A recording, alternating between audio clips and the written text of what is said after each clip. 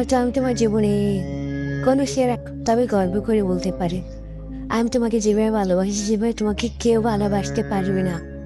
প্রেমে অনেকেই পড়ে, ভালো অনেকেই বাসে, ছিঁড়ে অনেকেই যায়, কিন্তু মায়ায় একটাই খুব কম।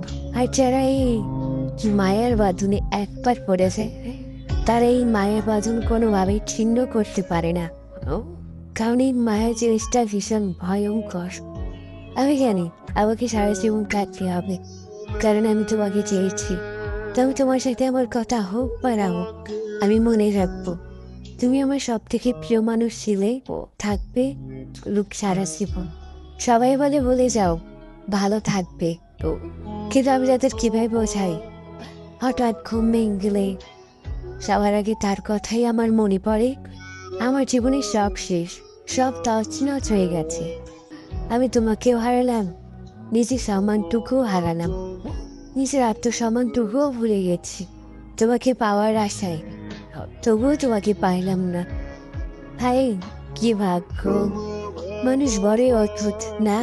কারণে অকারণে মায়া বাড়ায়, আবার কারণে অকারণে দেহ চলে যায়, আর মাঝখানে জন্ম নেয় হাজারো স্মৃতি।